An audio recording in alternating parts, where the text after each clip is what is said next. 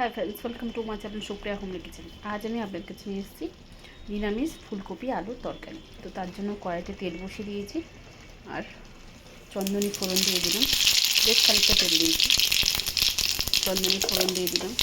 আর এখানে দেখুন বন্ধুরা, ফুলকপি আমি একটা ফুট দিয়ে রেখেছি। ফুলকপি আর আলু এটা এই তেলের উপরে দিয়ে দেবো।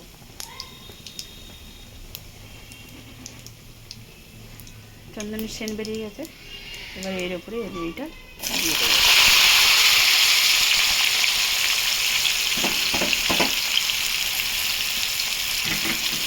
ভালো করে এপের ভিতরে ভেজেছি।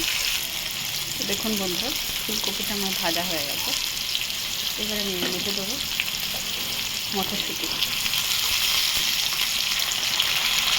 দুটো কেটে রাখা টমেটো,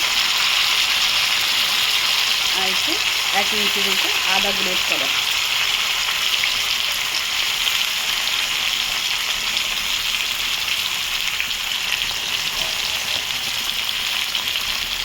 নাড়াচাড়া করবো।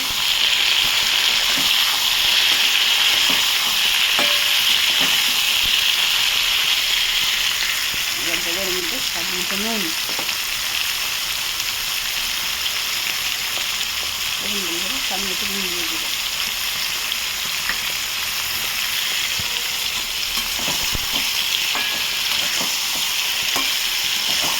ভালো করে কষিয়ে নিয়েছি।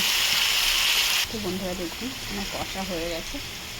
তো এবার আমি এর মধ্যে হলুদ দিয়ে দিলাম, 1 চামচের মতো হলুদ, আর লঙ্কার গুঁড়ো দিয়ে দিলাম। দিয়ে এটাকে আবারও কষবো ভালোভাবে।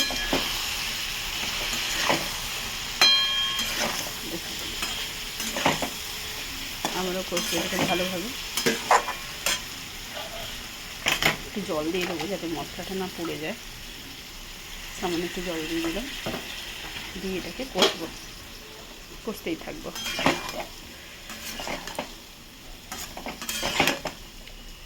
তো পরে ফিরছি বন্ধুরা।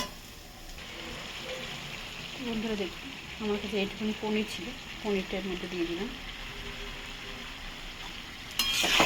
দিয়ে ভালো করে কষাবো। তার মধ্যে স্বাদ ব্যালেন্স করে দিন একটু চিনি দিয়ে দিয়েছি, চিনি দিয়ে দিলাম।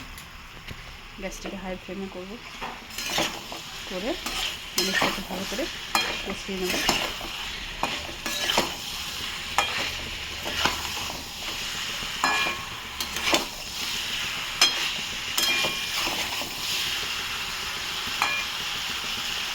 প্রায় 20টা কমে গেল, আবার বাড়িয়ে দিলাম।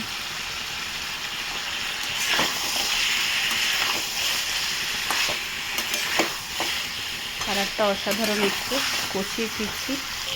তো বন্ধু দেখুন আমার এটা কষা হয়ে গেছে, মোটামুটি সব হয়ে গেছে। এবার আমি এতে জল ঢেলে দেবো, মাখা মাখা করবো। তো এখন গরম জল ঢেলে দিলাম, এতটার মধ্যে গরম জল দিলাম।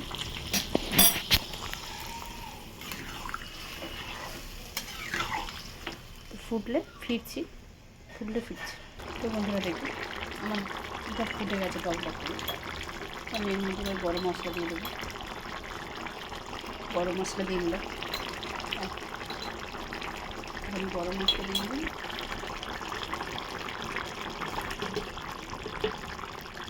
আমি ঘি দিয়ে দিলাম,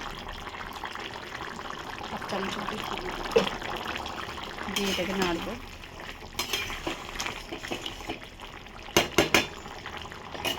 নেড়ে আবারও ঢাকা দেবো, 5 মিনিট পরে ফিরছি। তো 5 মিনিট হয়ে গেছে বন্ধুরা, ঢাকনাটা খুললাম। তো দেখুন আমার রান্নাটা পুরো কমপ্লিট হয়ে গেছে। একটু মাখা মাখা রাখবো, যেহেতু ডাল করিনি। তো আমার ফুলকপি আলু সব সিদ্ধ হয়ে গেছে। তো দেখুন বন্ধুরা, তো হচ্ছে কি আপনারা ট্রাই করবেন, ট্রাই করে কমেন্ট সেকশনে কমেন্ট করে জানাবেন আমার এই রেসিপিটা আপনাদের কেমন লেগেছে। ভালো লাগলে লাইক আর সাবস্ক্রাইব করে দেবেন। ভালো থাকবেন, সুস্থ থাকবেন। থ্যাংক ইউ ফর ওয়াচিং বন্ধুরা, বাই বাই।